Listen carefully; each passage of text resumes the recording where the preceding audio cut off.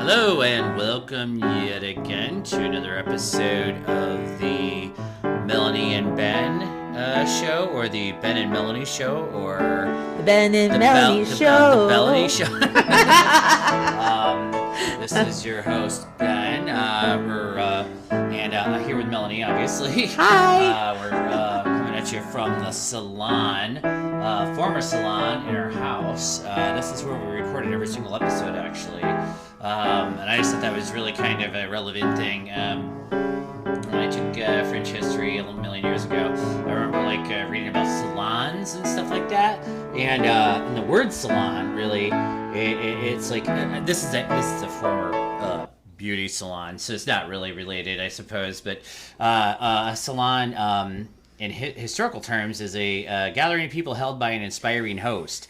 During the gathering, they amuse one another and increase their knowledge through conversation, which is exactly what we're intending to do with each other, I suppose, if nobody else. And these gatherings often consciously follow Horace's definition of the aims of poetry, either to please or to educate. Salons in the tradition of the French literacy and philosophical movements of the 17th and 18th centuries were carried on until as recently as the 1920s in urban settings. So anyway, I just thought that was just kind of cool. I didn't, I wasn't really even thinking about it when we first started doing this podcast at all. And I'm like, oh yeah, we're actually just actually in a salon recording this thing every week here or so. And yeah, anyway, that was neat. But yep, we're sitting here with our microphones right next to the hair washing bowl. Yeah. Sink. A literal salon. Yep. Yep. Oh, so what's going on today? Yeah, a lot going on in the world. Oh my gosh. Try not to be too negative, really. But yeah, Ukraine. Yeah, wow. What a clusterfuck that is. But before we even get to that, I think we want to talk about some more local politics and local stuff, right? Yes. Yeah. And you had. So yeah. I wanted to talk about the Douglas Township recall situation. Isn't it Douglas Township? Yeah, I think they're. Oh, I don't think it's just Douglas Township. I think the one in the paper was actually Sydney Township. Well, I think there's several recalls. Yes, several recalls going on locally. All in several townships, I think, at this point. Yeah, and that's just like a big old mess from my point of view. I'm actually kind of shocked at the behavior of some of the participants of some of these township meetings lately. They're just acting outrageously. The people that are going to not the people on the township boards, but the people in the township meetings. There was an open letter apparently written to the Daily News by Laura Engel here. It looks like it was on February 26th. Really just talking about this. This is apparently there's a recall attempt on 4 people in Douglas Township. Like I said, the most recent thing I read was actually there's a recall, 3 people in Sydney Township were recalled. I did not read that. Yeah, so okay. That's, but anyway, this one's about the Douglas Township thing, and 3 are being cited because they voted, and 1 is being cited because she didn't vote. You can't, and they according to what this letter says, you can't make it up, obviously. Basically, you can just recall anybody for anything in this state from the sounds of it, and that's kind of what this letter is saying, really, too. And I really, getting down to it, it appears, I hate to be conspiracy-minded or anything. I hate to be just like, oh, there's alternative. I think there's more than just wind power here at stake. Mm-hmm. I almost feel like the goal of some of this is just to make inefficient government, because who the hell's going to want to run for any of these positions if it's just going to be a drama clusterfuck every single time? It isn't just that. I mean, it's going on in the townships and the school boards locally too, with people coming out and screaming about this or that, and it's just like. I wouldn't want to be on any kind of cops board. Have had to be called. I wouldn't want to be answerable to the public. If they're just going to scream in my face and where's the decorum, people? Yeah. Well, it's not. Yeah, obviously, where's the fucking decorum? Where's the fucking decorum? I'm not one to talk. But I'm not going up into these board meetings and screaming in people's faces and stuff either. So that's I'm not one to talk at all. But I don't think they're really there to make a point. They're just there to disrupt local government. They're there to disrupt school board meetings. They're not really there to do anything else. Yeah, I mean, I think wind might be the tip of the iceberg here, because I think the wind power thing's happening somewhere or whatever. Either way, might not be happening in Sydney, but it's going to be happening some other place. The renewable energies. This war is actually highlighting the need for that. We do not need to be importing energy, which we don't in the United States, really, by and large. But no one should have to be importing energy. I think every country wants to be energy sufficient. Self-sufficient now. Yep. Yes, exactly. And, anyway, it's just, I would have to say it just seems a bit... I feel like they're using the wind issue to just make local government, like you said, just not function, not have qualified people, and then almost like if everybody who's qualified and everybody who gives a shit just like falls away, then the township boards or groups are just going to end up being just like yes men to whatever corporation wants to come in and just plow over, like for drilling, natural gas, mining, any sort of natural resource exploitation, really. Yep. I guess you could include wind in that too, but but that doesn't seem like the current situation very much.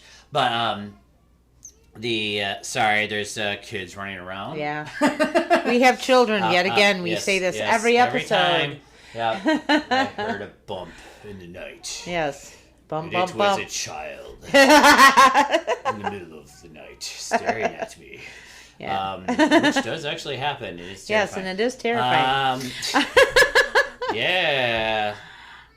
Yeah. So I think this is exactly what you're saying, is that it's trying to disrupt local government. Maybe not even just for resource extraction, but like making it like clown township. Yeah. Well, all I meant was, it's not even that. Just any sort of corporate interest would just make, they just view it as easier to do business. If they people that don't know anything about government. That don't know shit about shit. Yeah. Yeah, they can just come in. I don't care whether it's building a McDonald's. It's like, or, it doesn't matter. You know what I mean? I guess, like, or building a mine. It could be a massive project. It could be something that's small that doesn't really matter. But then they don't have to have any regulations being enforced, because no one in local government will enforce any sort of local regulations, because they won't know them, because they're just going to be clowns, basically. And that's almost seemingly what's happening a little bit. So, yep. And like in the United States, anyway, the saying goes, like, all politics are local, right?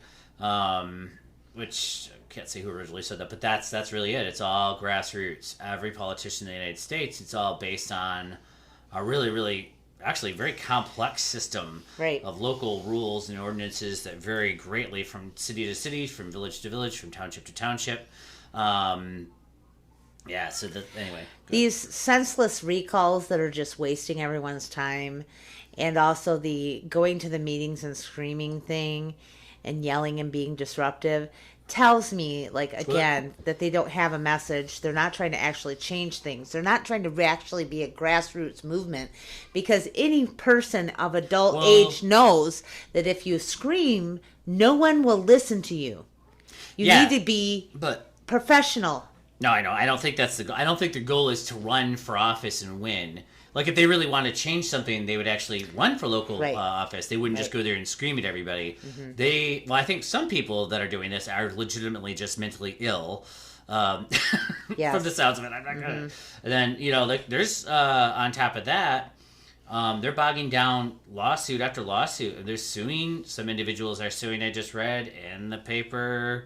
I'm glad the Greenville Daily News exists to keep track of all of this, but there's people suing now for slander type reasons and stuff like that. It's like, oh my gosh, let's just chill out. I hate to say it, but I feel like the divisiveness that maybe started at the top in the news and in Fox News and One News America or whatever the hell. All these, like, in reality, almost, and sometimes a Russian, I can't think of it, RT News was part of that too, and they're a Russian-funded news network. Yep. And they're shut down now, like they're gone, and and I don't, I don't know what else could be said about that. I mean, I don't think Fox News is getting its funding from Russia, but I think some of these other, like, more lowbrow networks, definitely, like the RT Today or whatever it was it called Russia Today? Yes. Right, yeah, I can't remember. It's been on satellite forever. It seems Yep. like now. I remember watching it a million years ago. It's just like, an alternative perspective on the news, which I thought was actually interesting at first. Back in the aughts when it started, I didn't really have a problem with Russia, but obviously that's changed. So since then, and now, yeah, they've laid off everybody. They're done. Their job is done, probably, in reality. Let's talk some solutions, though. I think that what needs to happen is leveler heads need to go to these meetings. I don't care which side of the aisle you run on, but leveler heads in this community need to come forth and speak up in a calm manner, professionally, against these people that are screaming at these meetings. They need to support the rule of law and the rule of local government and not let these crazy things go on. They need, in the local townships, they need to know they have some actual calm, supportive people that believe in local government there Maybe to that's back true. them up. And maybe, like, people like us should be going to these meetings. I'm not even, I'm not like somebody that goes to local meetings, and I'm, or anything, or has any involvement in any of this, and never has. Yeah, I know, and not just us, but a lot, because I think the majority of people are not crazy. No. The majority of people around here are definitely probably conservative, but I don't think they're crazy. And they're just, this is like the Shire, This is like Hobbiton, we just don't, we don't truck with outsiders in their ways or something, Right. That's what I look at it like. But people here don't like big changes, they're afraid of change, they don't like big change, and I can't fault them for that, because they like it how it is. Yep.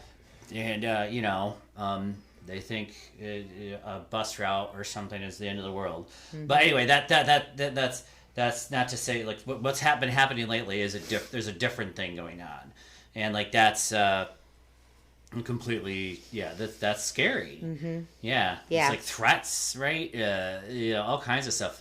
Like the people are just, they're taking that message from Fox News, like, don't trust anything. Don't trust the government. They're taking that message and they're applying it to their neighbors, essentially. Yep. To their friends and neighbors. And it's just unbelievable. Like, they're just, like, don't fucking believe Tucker Carlson, over your fucking neighbor you've known all your life. Like, what the fuck is wrong with people? Like, they wanted, obviously, part of them wanted this, but good grief. Yeah. I'm going to transition off this subject real quick, and since we're talking about updates. Updating. Well, I was going to say, can we take a little break really quick, and then we'll Sure. be right back? Sure. Okay.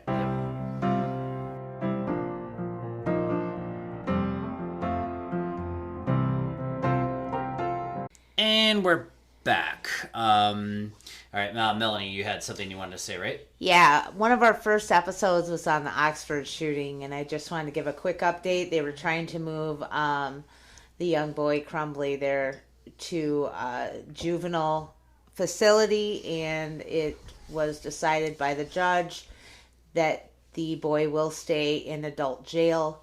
Currently, he is being held at a clinic inside of the county jail away from adult inmates, and the judge reasoned that it'd be too much and too dangerous for the juveniles in a juvenile facility for him to be there. So currently he is still going to be in the adult jail. I actually, I think I read this story too, and I actually agree with it. Normally I don't, weirdly, but it's just the jail. It's just, I think they're like waiting. They can't let him out, obviously. He's a threat to everybody. I think they said the juvenile detention center doesn't have the resources, correct, to deal with him, because they'd have to keep him completely separate from everybody else there. They'd have to have basically he has to have private security. They said basically he has his own frickin' part of the jail to himself. I mean, at this point, they cannot put him with anybody. He's just too. Actually, I'm sure his life would be in danger immediately. Yep. As well, and he's in the custody of the state, so they can't. Yeah. Yeah, definitely. I'm actually not disagreeing with this. I'm not entirely sure still if I don't. I mean, I think he is being tried as an adult, though. I don't think I entirely agree with that necessarily. But I don't. I definitely this feels like kind of a non-story a little bit. I mean, not a non-story, but I mean, kind of like a clickbaity story, because like they're just like, oh, he's an adult jail. It's like, well, where the heck are you gonna keep him? He's like a freaking mass murderer, like they can't put him in just like juvie, So It's a sad case for that kid. I really feel like the kid was made. Oh yeah, totally. And not even made.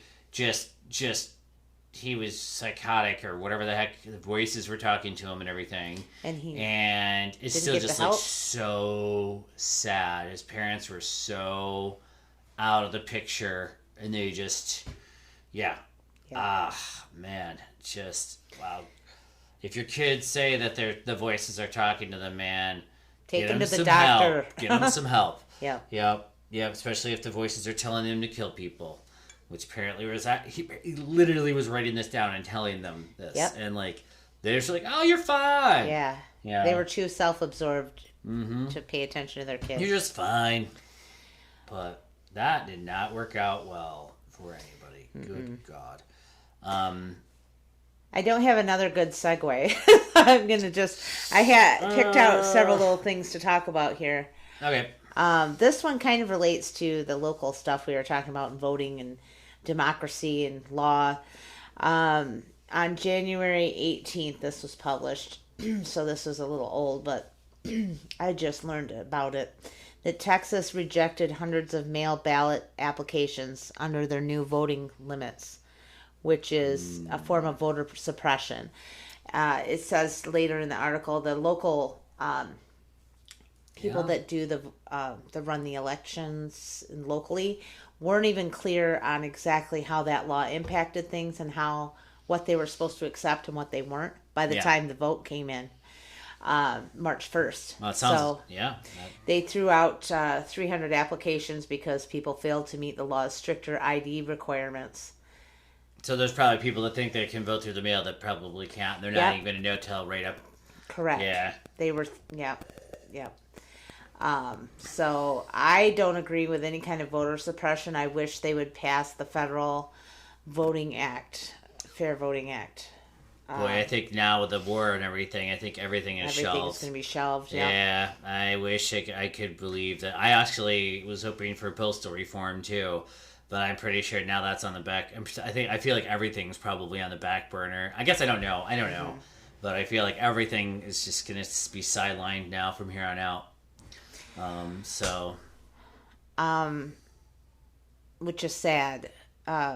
I know that we watched the State of the Union address, which I thought was pretty good.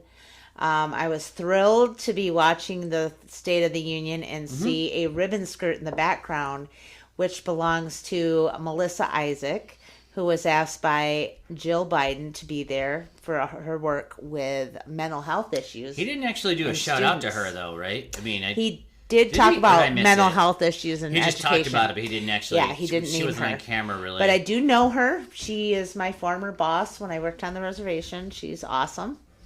Wow, that's so amazing. That was really cool to see a Native person on there. Yay! So that was really cool. I did read another article that was not so happy about Biden's State of the Union address because racial issues were not mentioned in the speech. And this article came out on NPR on March 5th. It's entitled Racial Justice Activists Say Biden's State of the Union Address Missed the Mark. So they're saying, I read through this here, they're saying that he's supporting police reform legislation, but and he also is promoting the first black woman on the Supreme Court, but they wanted him to say something else about coming together on race, Isn't this an example? I feel like at risk of sounding like an old fogey who's completely out of touch with everything, which I'm going to sound like that, I know, but I feel like this is like the left sabotaging itself again. Like, this just sounds like an example of Black Lives Matter people are attacking Bernie Sanders. You could, like, dear God, what the fuck? You know, like, that sounds exactly like what's going on with... He nominated the first black female, you know, Supreme Court justice, you know. I mean, she's not confirmed or anything yet, but she probably will be from the sounds of it. And apparently that's not good enough. You know, that's basically what they're saying. Now, I just don't... I don't buy it, man. Sometimes it's exactly like that. It's just, why the fuck? This is why the Democrats lose. Dude, I mean, I know I'm totally sounding like an old fogey here on this one. I know I'm sounding out of touch, but I feel he's like seeing my face right now, which you can't see. They can't come together. They just gotta. Why do the Republicans need to attack Biden when the Democrats will do it for them? That's what it seems like to me. That's true. I understand where you're coming from, but I also understand where the black population is coming from. They have waited like hundreds of years, people. What they want to be is not ignored. They want the president to speak to it. I don't. Even though he can't change every single institution in the country, and he's trying to do his best, he needs to speak to it because people will follow him. Don't his actions speak louder than words, though? He literally is nominating the first black female Supreme Court justice. Again, like, I don't understand. Whatever. I don't know. This just feels like it's intentionally divisive, almost. It's just the left sabotaging itself. Well, the left was sabotaging itself a little bit. Anyway, right after the State of the Union, that didn't have anything to do with this particular article. They were arguing, one of them... That's her name, Ken. Party got up, and argued. No, Ken. I just want to get the name of the nomination, or the nominated Supreme Court Justice. What's her name? Ketanji Brown Jackson. Yeah, right. I just wanted to make sure I got that out there, but yeah, no, I know. What was Tlaib, right? Is her name? Rashida Tlaib, thank you. From what Dearborn, right, gave the rebuttal. Yep. From the far left, apparently, which is insane and ridiculous as well. Because we're the same party. But from what I understand, it was nothing but like wholehearted positivity about him, pretty much. Like, it wasn't. They were like, she was just like, yeah, he's awesome and great. This is great. The Democrats are great, and I almost feel like they just wanted. It wasn't even about that, but they made it into like, oh, this is the left's rebuttal. But I don't even think it was that. It was just like they wanted something to fill the air while the Republicans were doing their rebuttal. So like they needed to do like another channel. I don't know if it was on MSNBC, whatever, but another channel. They wanted to have the liberals to take up airtime too. Mm-hmm. And I wonder if this is just going to be a common thing now. Every time they do a State of the Union, they're going to have both parties just do their own rebuttals. Even though it doesn't make sense, because it sounds like she was in reality, she was pretty much completely backing him. She was not attacking him. Right. Like, I did. But the idea that there was a rebuttal, I just thought, well, why are we rebutting our own party? It was almost like a confirmation. They shouldn't have called it a rebuttal. They should have called it a confirmation. Yes. I agree with you. She just is saying, yeah, we're the base of the Democrats. We have your back. Mm-hmm. You know, like that's what, I don't know. I'm not. She probably said that. I didn't watch it, to be honest, because I watched the State of the Union. That was enough. But yeah. Anyway, I don't agree though about the. I don't. It was the founder of Black Lives Matter who is criticizing him. I just look back. Seriously, I don't know. That just seems to me like. I know we don't live in a utopia. Yeah, we are not there yet. But you know what? We're almost going to have World War III right now. So like there's some bigger things happening. We just have to like figure this out. That's what I feel like. I know we haven't solved race yet. It's like we're working on it. He's working on it. But one day at a time. It could have been. Listen to me. All he would have had to do is to say two sentences about it. We're still working for, like not profiling and a calmer, gentler police force so that black men aren't murdered in the streets. Anything like that. Any kind of word like that we're supportive of African American people besides the Supreme Court thing. The people on the ground, it may have made a big difference. You need to use the words. You need to use the words of support. Sort of like Biden during his speech was like, yeah, we're pro-police. I don't believe in defunding the police. we're going to fund the police. He doesn't. That was pandering to the Republicans. No, he's pandering to the center. Not Republicans. He's pandering to the center. Believe me, the far-right Republicans probably don't like police either. Yeah, probably. They're not... I mean, they pretend to, but in reality, they like to just be the authority or whatever the fuck. But, like, I think that, no, he's pandering to the center. He's to the bougie people who have property and stuff. The police are there to protect their stuff. Right. So that's... He needs to pander to African Americans because they're the ones that put his ass in the fucking chair. Excuse my language. But brown people voted for him, so we didn't have the terror of Trump, and they need to get something out of that. But also the center put him there. The center put him there. He got a lot of Republican votes. He did. He won against Trump because he stole some of those voters. You know, because Republicans could vote for him.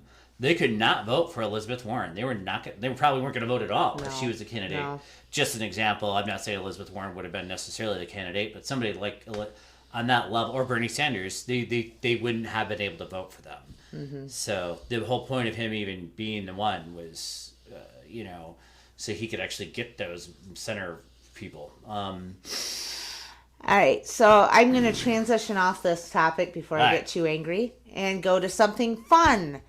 Or something lighthearted and not having to do with war for a minute. We're going to do this real quick here. Who among you out there grew up with watching Reading Rainbow with LeVar Burton? I did. I can still partially sing the song. They changed the song at one point, and I didn't like the new version. No, it has to be the old version. Yeah, the old one is the kind of disco-y... Reading Butterfly Rainbow. in the sky. Yeah. Yeah. Fuzzy feelings. So I'm kind of disappointed, but I know that LeVar Burton can't do it forever. But Reading Rainbow is getting a reboot without him, without LeVar Burton, and they're hiring a younger cast for the Rainbow Show. Kind of makes me sad, but LeVar Burton is not a spring chicken anymore, and he, has other things probably on his plate. He reads to kids still. I love this man. I love him on Star Trek, and I love him because he inspired me to read so many books and try to inspire all the kids I've ever met in my life to read books. Because even if you're poor, you can go to the library and you can go anywhere in the world or be anyone and understand other people better. Maybe if more of us did this, we would feel better about our neighbors and find some common ground.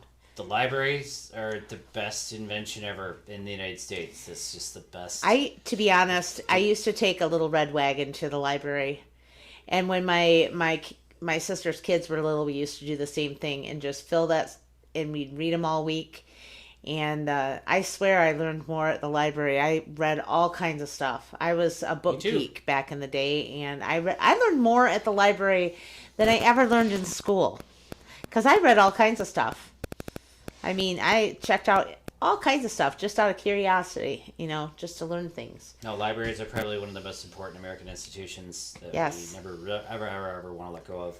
I mean, the reason I say that is I've read a lot of international people comments online about how they wish they had library systems like this in other countries. It's just, it is very rare. Actually, a lot of it was set up, in the 1800s to endowments and philanthropists who just donated their huge amounts of fortunes so every small town could have a library, basically. Yep. And that is amazing that just happened here, So love your local libraries.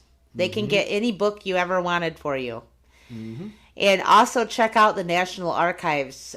They have all kinds of things, and the Smithsonian also does. Even old recordings of folksy songs from the Appalachian Mountains. You can find all kinds of stuff. But back to the story though, Jordy or LeVar Burton there, he's I call him Jordy the Forge. Yeah, Jordy. But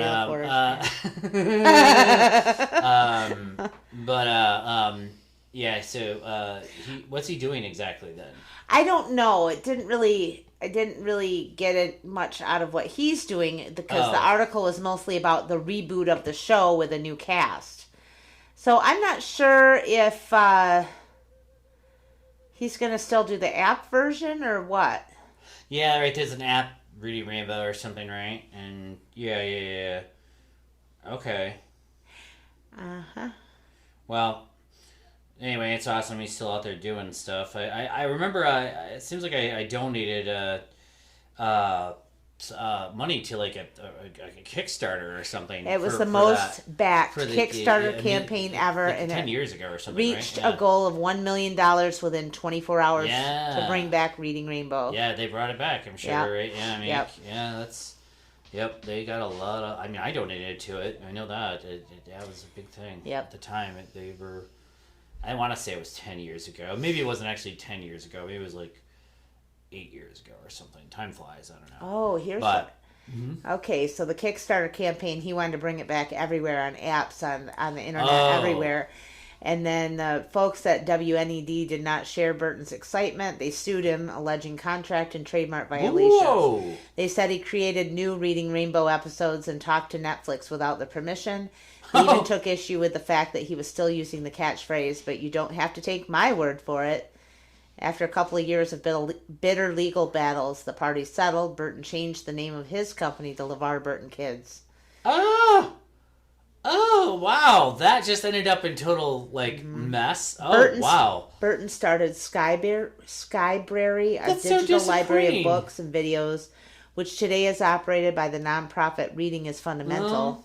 And he's got a podcast called LeVar Burton Reads. That's okay. Burton declined to be interviewed for this article. I bet. He's probably scared to say anything about any of this anymore. He doesn't want to get sued. He's getting advice from his lawyers. But that's terrible. Why did they do that? PBS, what the hell? That would not have even been anything if it wasn't for him. Wow. His personality and the way he interacted on screen. Wow, PBS. Man, that was naughty. Maybe it was. I mean, I guess I should just blame something. PBS was the local affiliate. Local affiliate, yep. Just that had shame, local affiliate. Bad local affiliate.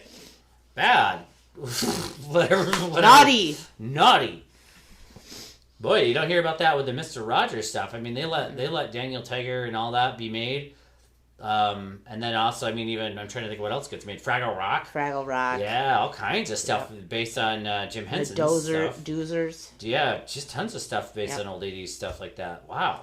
Boy, Reading Rainbow. Ouch. What exactly? Must be they thought they were going to lose money somehow on it, huh?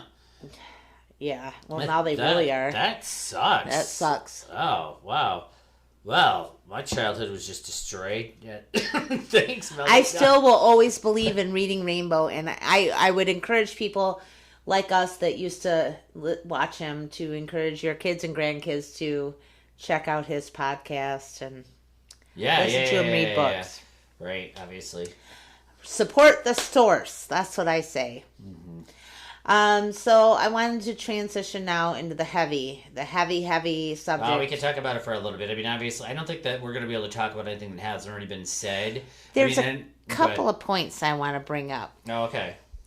One of which, who are we talking? We were talking to. I mean, who are we watching? Anyway, there's this article. I'm going to just start off like this. There's an article in NPR, which is dated March 4th, that's entitled Past U.S. Policy Toward Russia Looms Over How Biden Confronts Putin on Ukraine.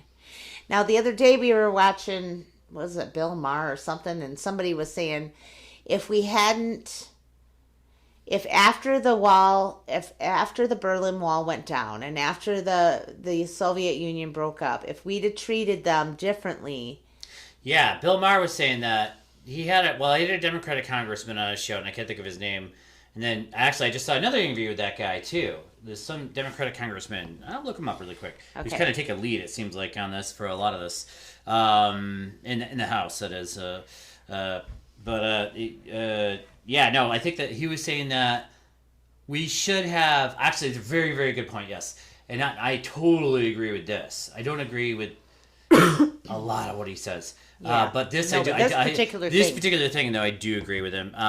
He was saying that we should have really stepped up our game after the end of the Cold War. We should have went right in there, treated the former Soviet Union like it was Japan after the end of World War II, or Germany after the end of World War II, rebuilt their country, really helped them out, get their system over to capitalism, like help them get over to capitalism, not just turn it into like a crony capitalist system, which turned it. We just sort of like let it happen, however the hell was going to happen, and gangsters just took over, and thugs took over, and that's who's still running it. Kind of Putin is a thug, kind of, right? And like we never ever should have allowed that to happen. And now Russia, I feel like or not I feel like, but I mean everybody, a lot of people, I mean they're talking about this, like they're apparently like he is representative of their like resentment towards the rest of the world for letting them down, and it's akin to Hitler, the rise of Hitler after World War One. Yep. You know, in Germany, where like after World War One, Germany was forced like basically into bankruptcy, and they were forced to pay reparations to the Allied powers, to France, or well, yeah, whatever they were called at the time, and out to France and Britain and everybody who was harmed or whatever in World War One. It destroyed their economy, completely made them resent the shit out of everything, and it just led directly to the rise of Hitler and to fascism and to the Nazis. And I feel it definitely seems right as if this situation at the end of the Cold War, we did not handle it well, and it led directly to to the rise of Putin 20 years ago, roughly, a little over 20 years ago, and then now Putin very, very slowly has been gobbling up country after country, and it's just building up to this, and he basically brought authoritarianism back into Russia. Yep.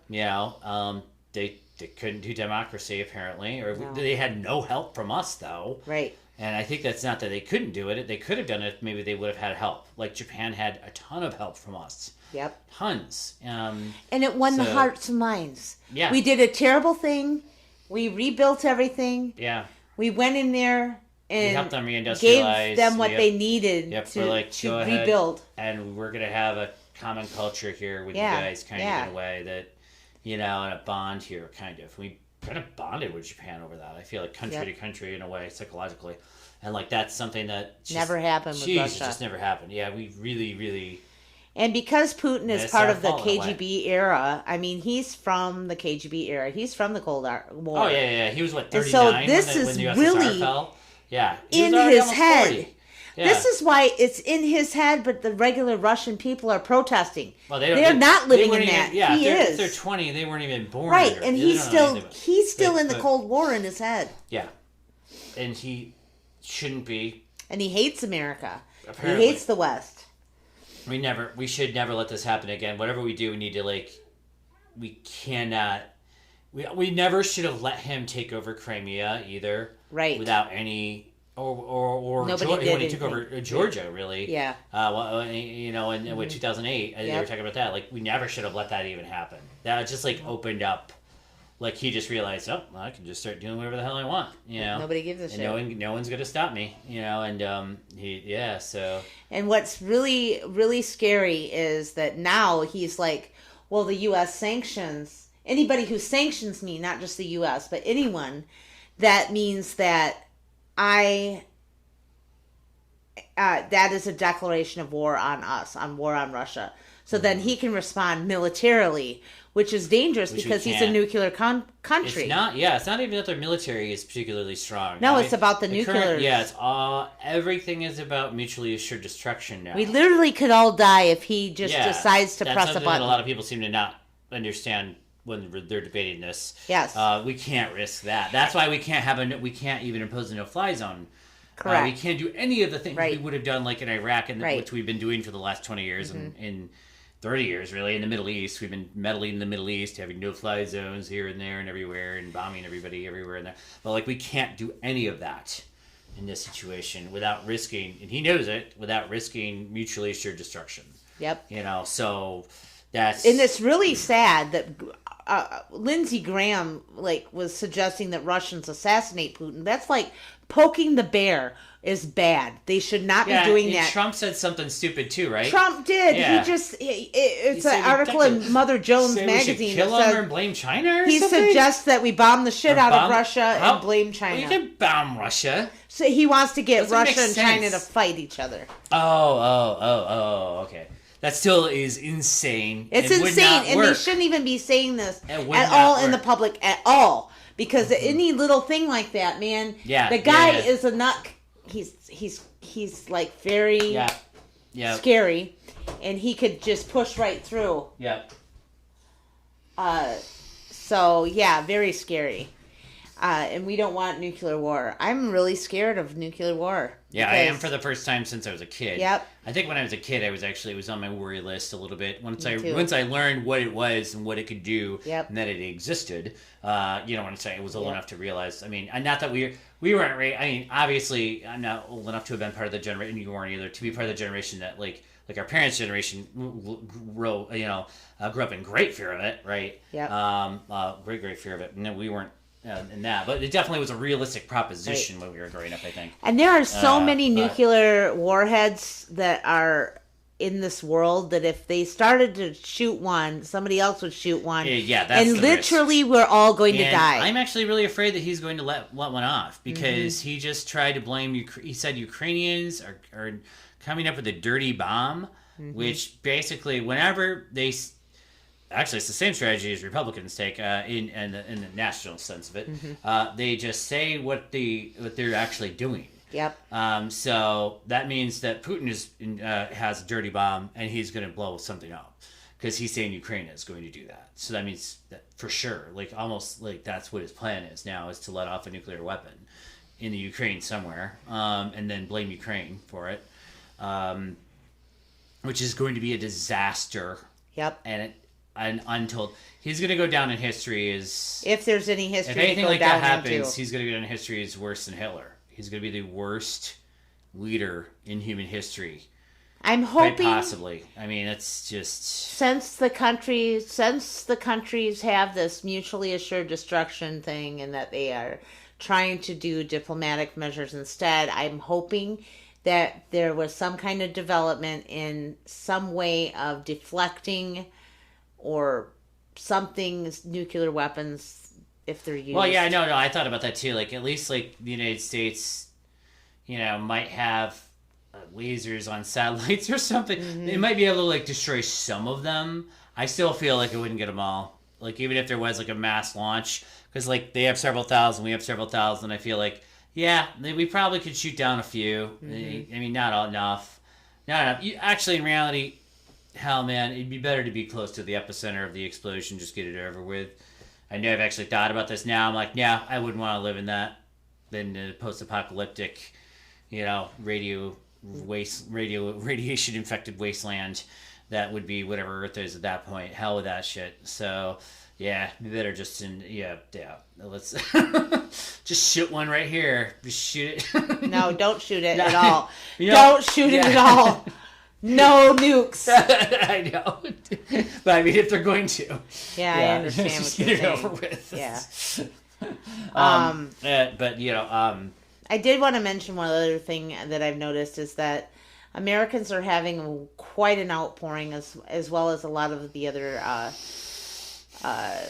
European countries this time. And we all have watched wars on our TVs, like in the Afghanistan, Iraq, Africa, all kinds of different places that were mainly populated by brown people. And I'd never seen people have this reaction like they're having now in America. And I've heard people saying that, well, it's because they can see themselves, because they can see themselves in the Ukrainians because they're white. And I don't think that's necessarily the whole thing. I do think that exists, and people can see themselves better in someone that looks like them. I get that. I understand that. But I also think that people are feeling this way too, because in some of those smaller countries, we didn't have, like you were saying earlier, the fear of nuclear weapons being used. And I think that is striking the fear in the whole world. it is insane that the speed at which an industrialized power can kill people, too. And it's not even... And he's killing kids It's a threat and of nuclear civilians. weapons, but it's also just the indiscriminately... If you're indiscriminate and you're an industrial power, and I'm not going to say Russia's a superpower because they kind of ceased being a superpower, but they're an industrial power, and you're indiscriminate, which, I mean, to be fair, a lot of countries that have been at war, we've been at war with, have been at war with each other in Africa, you know, Nigeria and all these places where they're using like child soldiers. It's brutal and awful. But then you look at like Russia is like using dudes to just murder people, shit tons of people. They're just like, oh, apartments, boom, blow them up, you know, just indiscriminately. Oh, there's a school. School, blow it up, too. hospital. Yep. Yep. They're just indiscriminately just using artillery. You know, On so they're not even everything. seeing what they're shooting really. They're just blowing up, you know, all kinds of shit. And from and I think that like that's on a different level. But race is a factor too. I'm not going to deny that race is definitely a factor. I'm sure like there's racial politics at play here. Seeing droves, millions of white people fleeing, you know what I mean? Yep. And from carnage is something that you just don't see. It's very, very rare. You know, I think the last time that anything like that happened in our lifetimes would have been the 90s in the former Yugoslavia, you know, right? And Sarajevo and all that stuff. Yep. That would have been the last time we saw anything like that. And obviously there's a massive international response to that when that happened. And it's freaky. But you're right. This is even different than that. Russia is actually not as strong militarily, I think, as a lot of people thought. Just directly on the ground, you know. But because they haven't taken over the country. It's Sunday night right now. What is this? This is March 6th, Sunday night. Yeah, as of right now, you know, to my knowledge, at 8:00, they have not taken over the country. The country is not surrendered. They've been at this for 2 weeks straight. And they're losing a lot of soldiers. I've definitely heard casualty reports. Yeah. Rumors of casualty reports of up to like 10,000. Yeah, and apparently they have like mobile cremation units that they're just which is cremating actually them. absolutely horrifying and depressing. It's horrifying. Maybe I don't know how much we're reading here that is propaganda and how much is real though. That's true. I actually read that the bodies of Russian soldiers are just being left, you know, a lot of places, and they're not returning them to their families, which is also horrible. Like it's just like they don't like. That's something that I think in the United States we tend to prioritize, you know, or at least our invasions, which suck too, which I, you know, definitely didn't agree with invading Iraq at all. Yeah, at least you get something back, or an attempt. But anyway, so this is just horrifying and all kinds of levels, obviously. Hopefully, and I have also read online, if this is true or not, but lots of Russians are trying to flee Russia at this point, too. Yes, I read that as well. That's the intelligentsia, or at least people that are smart, I guess, are just people who make their living online, YouTube people, rock stars, all these people that do stuff, like they're going to be trying to leave in droves, you know. And during the ceasefire here, they were doing the ceasefire to let people leave, and then Russia. Oh, in Ukraine, you mean? Yeah, in Ukraine. Well, you just. Oh, I went back to the Ukraine. Yeah, so we're talking about you. Yeah, not about Russian. Well, I just thought it was interesting though that there's actually Russian refugees. Possibly they're going to start trying to leave. Although, from what I've read, you can't fly out of Russia to go anywhere because they're so locked down now. But they might be trying to just come over. They might just all really try to leave the country. Any way possible. I've heard the protesters are being beat down there. Basically, the Russian protesters that are protesting the war. Yeah. And I have a friend that is Russian who's lived in Russia. I have been friends with him probably for 20 years. I met the guy on an Ojibwe language. What do you call it? Newsfeed thing back then. It was message board. Message board. Thank you. Yeah. And he posted the day of the day that they started this. He posted that he is so sorry and ashamed of his country for doing that.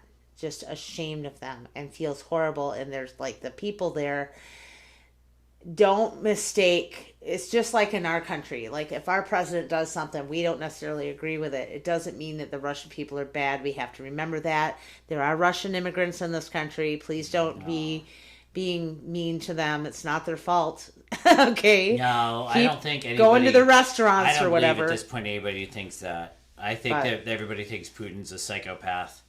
He's completely insane. And he's just as happy to wreck his whole country and wreck his economy, wreck his people. wreck their reputation for the rest of our lives, you know, and our kids' lives maybe at this point. No one will ever trust anything that Putin ever says again. It doesn't matter whether he's a nuclear power or not. It's just, I mean, no one will want to do business there. No, because they'll just again. consider him a big rogue, basically. Yeah, well, I mean, it's too unstable. Yeah, it's just too unstable. Why you need some stability to do business. You can't just have the threat of nuclear war constantly. You know, it seems. Well, I guess you can, but I mean, you can't have it like that unstable though. You know, like it is currently. That's just a mess. So, on a lighter note, I thought I'd get off the war for a minute. No, maybe we should finish that. Yeah, I don't really have anything else to say about that right now. What else can you say? You know, but. We're all sitting on the edge of our seat praying for the people of the Ukraine and all the Russian people, too, that are... Praying for humanity. Yes. I'm starting to realize that this... I mean, there's a bigger thing. It seems like a flaw in humanity. It seems like we're... Like if you believe that we should have handled the former USSR differently. Like, why did we fuck that up? Yeah. Like, it's not just Russia's fault. No. That makes it humanity's fault. Like, we need to, like... go in and help people when they're hurting and down instead of just kicking them in the face. Right? It's sort of like mental health for a country level. Yeah, mental health for a country. Like, you know, the fall of the USSR really hurt those countries, for a bunch of different countries, right? And we should have been there to reach out and be like, all right, we're going to smooth this. We know it's going to be hard to go capitalists. Hard, you know, but we're going to smooth this over. We're going to invest a lot of money.